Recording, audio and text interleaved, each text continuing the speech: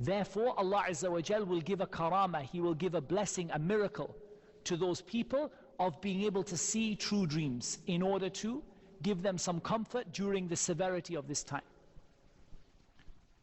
So this is the first kind of dream. The second kind of dream is what we call ru'ya ramziyah, a dream of symbols. Like the man who saw himself carrying the bread on his head. Did he carry bread on his head? No. He was crucified and the birds ate from his dead body. So he did not, what he saw in his dream or what he related to Yusuf did not happen as he saw it, but it was symbolic. And this is also difficult. How do we tell between a dream which is real and a dream which is symbolic? For example, you see yourself making Hajj. It may be that you make Hajj, and it may be other things as well. It may be other things as well. Because there are several things that Hajj is symbolic of. Hajj has several symbolisms.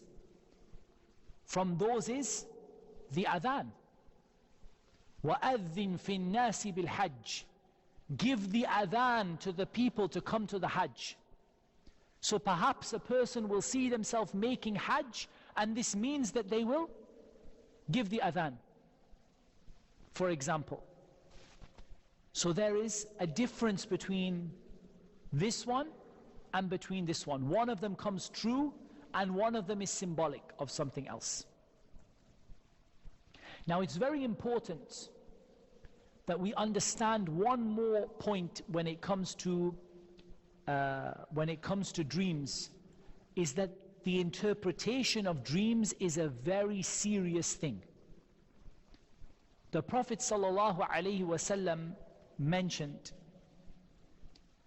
that the greatest of lies, akdhabul kadhib, or min akdhabil kadhib, wa afral fira, and the worst of falsifications is for a person to invent something that they saw in their dream that they didn't see. For someone to lie about something they saw in their dream that they didn't see. Why? Because what are you lying about? You're lying about a piece of prophethood. You're lying about the only part of prophethood that remains on this earth. So lying about it is afral fira.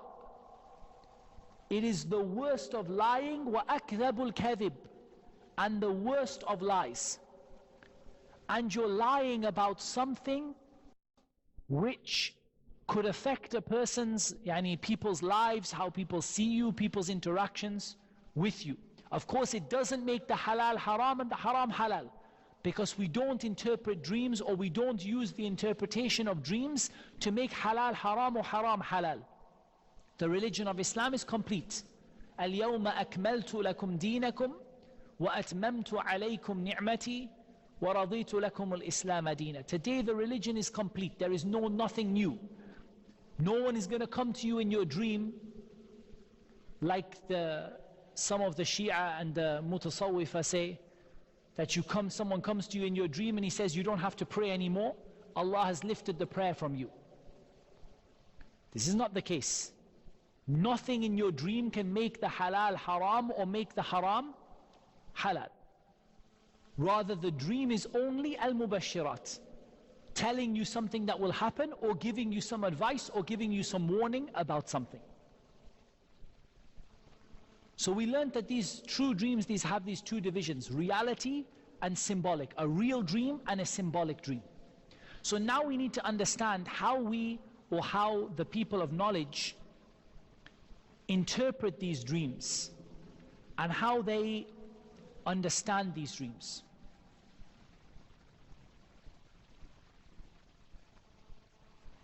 So the first way, and again I'm going to summarize because we have so much to cover and I want to do it as a course, but just like to get you interested in the topic. The first way is analogy to parables from the Quran and the Sunnah, or from well-known sayings and poetry.